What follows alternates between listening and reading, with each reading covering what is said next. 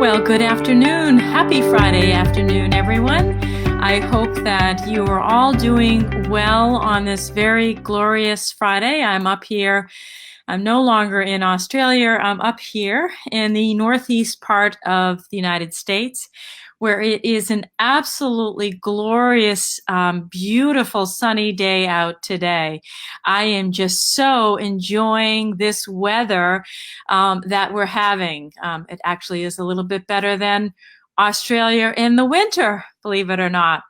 But I'm coming to you live today, this Friday afternoon, to talk to you about a very important topic that's very near and dear to my heart. Far too often, I work with nonprofit groups that have some board development issues. And a lot of the organizations that I see are often using what I call the warm body approach to board development. How many of you out there are familiar with that warm body approach to board development? And of course, I'm actually using Be Live right now. So if you have some comments or some questions, I'm actually going to be monitoring my board development. And of course, my phone, because Be Live doesn't allow me to see who is actually commenting. But I'd love to be able to answer some of your board development questions as we go along. So feel free to type them into the Facebook comments box, and I will be sure to answer them.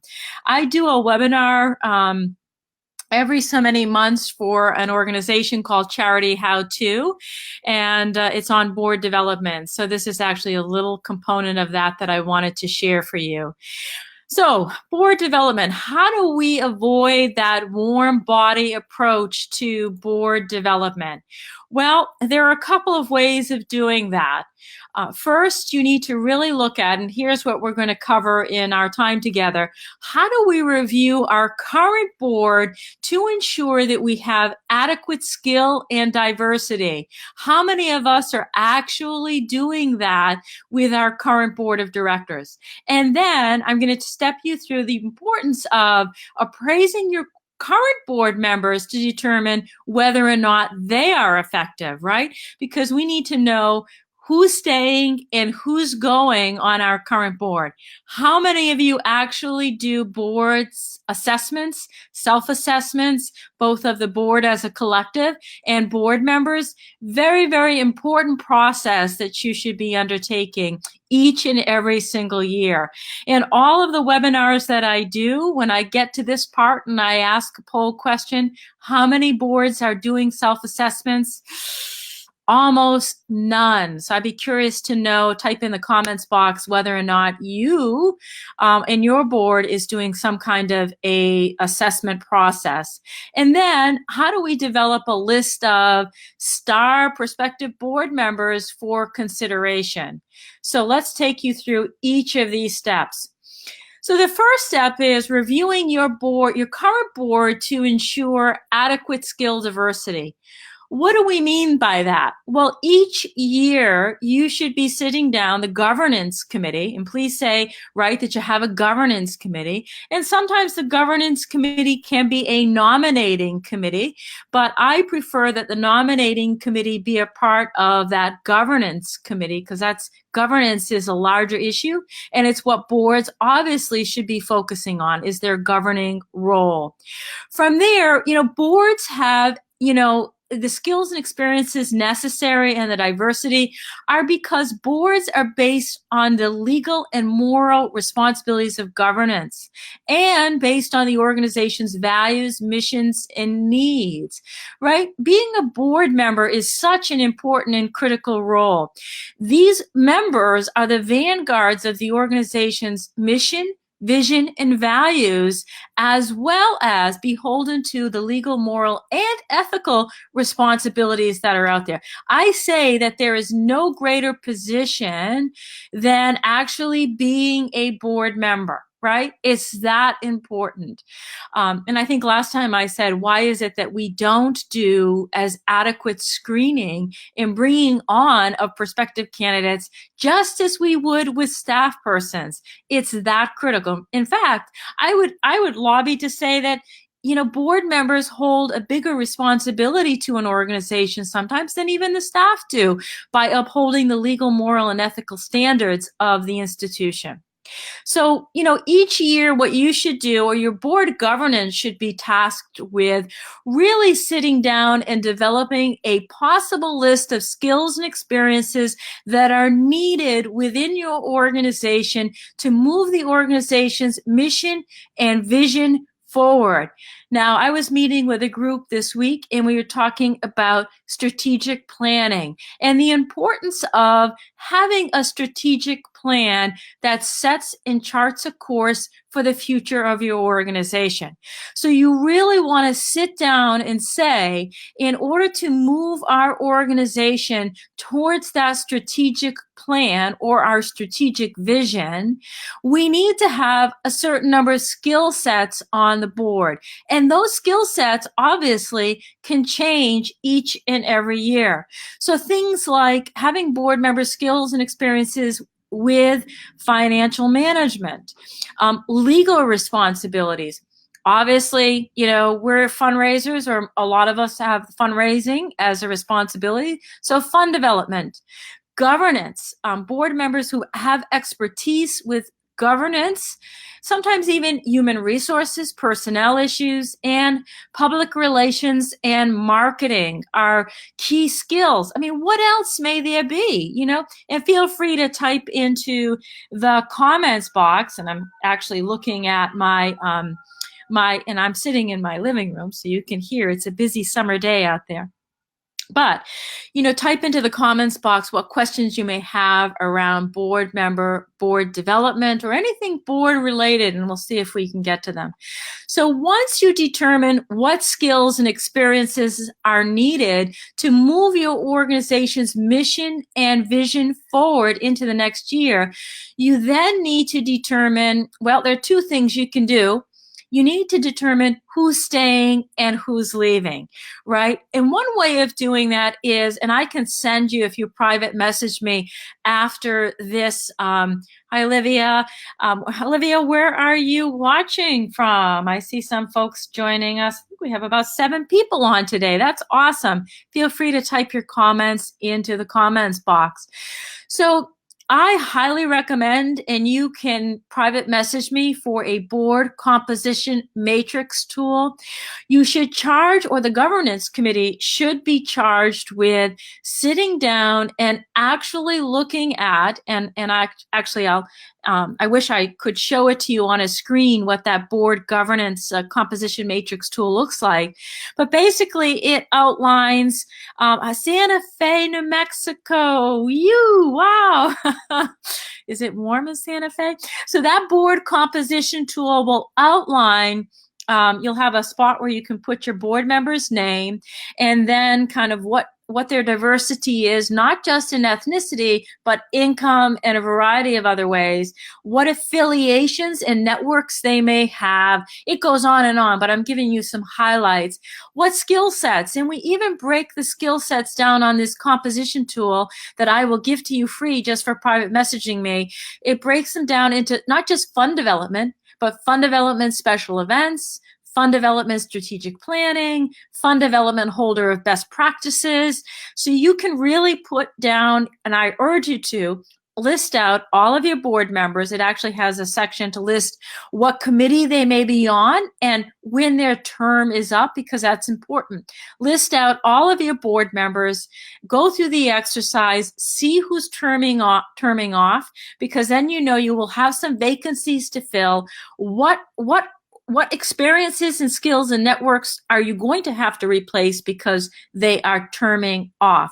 So that gives you a good sense of, how to use that tool and why that tool is important and why you should have that tool when you go through this process of identifying prospective new board candidates. Now, the other piece of this self-assessment, we talked about a little bit about how organizations are not doing assessments of either and both boards as a collective and board members. And yes, we know that. Hi, Peggy from Montreal. Welcome. Good to have you. So we know that we have a question coming up, so we'll get to that. We know that boards as a collective are very different than board members, and each has their own role. What we do know is that a board is not a board unless a board is meeting. So all these little, I did a webinar this week, and all of these executive committees that are meeting, that are making decisions in lieu of the board as a collective, not good, because you're disempowering the board. So really looking at doing an assessment, both a self-assessment where board members can actually take a look at their performance, as well as the board as a collective, and then you can take that information to use it to have a discussion around strengthening your board and governance operations. But why I'm saying a self-assessment is that board members should really undergo some kind of assessment process or self-assessment process each year. People will say to me, oh my gosh, thanking and releasing a board member. I know personally that I have been on boards of directors that I didn't realize what the expectations were before signing up. When I came on to the board, what I found out is that, number one, I didn't have the time, or life changes happened. And, when someone actually had a conversation with me, a gracious conversation about my actual performance, it was like, whew, I'm so glad someone thanked and released me, because sometimes we feel obligated to be a part of or to continue and not step down ourselves. So having these conversations allows us to determine, all right, who's fulfilling their obligation, number one, and who will continue on. And maybe with that conversation, you find out if someone's term is up, do they want to continue for a second term, so forth or so on. And then who are the folks that, their performance isn't up to par, and could be for no reason of their own, but actually are time to step down from the board, or their term limit has come up and they've decided that this is the end of the road for them for this time being. So now okay, here's the skills and experience that we need. Here are the folks who are staying. Here are the folks who are going. Now, what gaps do we have in those skills and diversity and networks that we need on our board? Now you really know who is it that we need on our board. Now, what I recommend is you take all of this information. This should be tasked to the board governance committee. I know some of you probably have a nominating committee, but again, I highly recommend that you go to a governance committee. And what you do is they lead a conversation with the board and say, here's what we've identified based upon our assessment, doing the composition matrix, talking to board members, finding who's terming off. These are the identified skills and experiences necessary that we need to move our board forward, and invite suggestions from the general board. Right? So, and then at the board meeting, you want to engage folks in why this, come up with some prospective board names of folks who meet the criteria, right, of what we're looking for in terms of skills, diversity, experience, and lead a discussion around who and why. And from there, the why is very important. We just don't want our neighbors and our friends, the warm body approach being brought on. The why needs to answer, what do they meet in terms of the skills, experience, diversity, networks that we have actually identified that we're needing to move our mission and vision forward. And from there, what happens is that the governance committee should then take all of this information back, all of the prospective candidates and the why, and develop a list of priority candidates to be screened.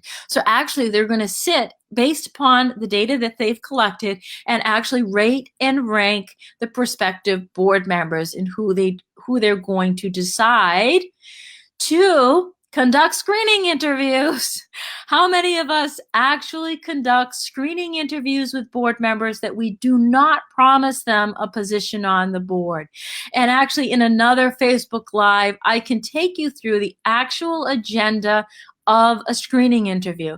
But folks, I can promise you this, if you have a screening interview and you send materials out in advance to folks, what you will find is that you're setting up expectations for board service in advance before they actually even come on the board. And from there, someone can make a good assessment of whether or not they have the time, the skills, and experience that they can bring to serve on your board of directors.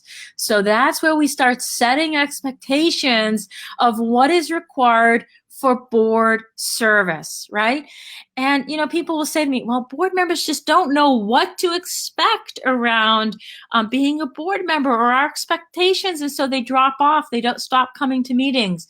Well, it happens long before they're actually even on your board.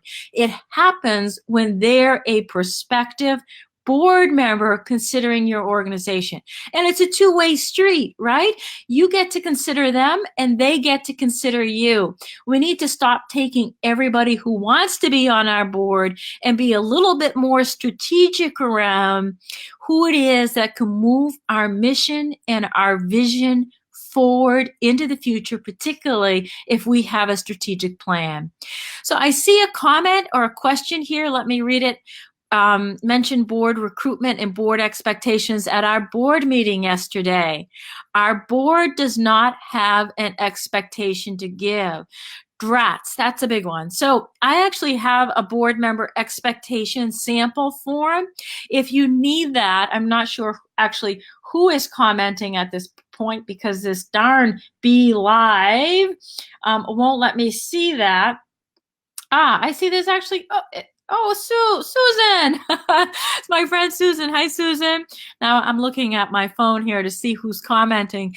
So I have an expectation to give or a fund development expectation form that board members actually check off different areas that they can commit to and then sign and date.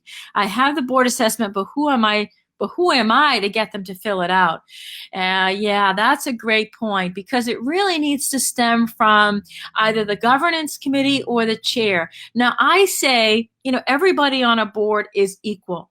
The chair doesn't hold any more power or position than, let's say, another board member. The chair is just a facilitator of what I call good governance, right? So the governance committee really should be charged with leading the process of assessing the board as a collective and assessing fellow board members. Another question here, should the board chair or the executive director take the lead in setting expectations for board service?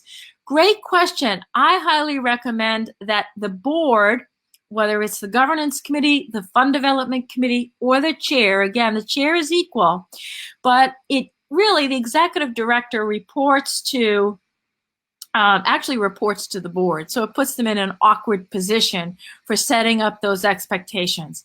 So this really should come from any expectations for board service should stem from that very important governance committee. That's my recommendation. And that's why I say nominating committees should be governance committees. Now I'm looking here.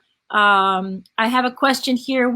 Hi, Robin. What do you recommend for small boards that need to be rebuilt without a governance committee to take the lead? That's a tough question, right? That is an interesting question. So I have done some work with a group right across the street from me. And it was actually, I'll name who it was. It's a favorite of mine, the Friends of Buntwood Park. And they're an all-volunteer organization. They didn't have an executive director, and they didn't have a governance committee. But what I highly, and I'm getting distracted because this Be Live, I can't see the questions. So what do I recommend for small boards that need to be rebuilt? Well, I think that there needs to be a group who, number one, agrees to the fact that the board does need to be rebuilt. I mean, nothing worse can happen than you have members who think that everything is fine. And so you're not going to be able to shift that culture. I say to groups, do you have bylaws? What do your bylaws say? Do your bylaws have term limits in them?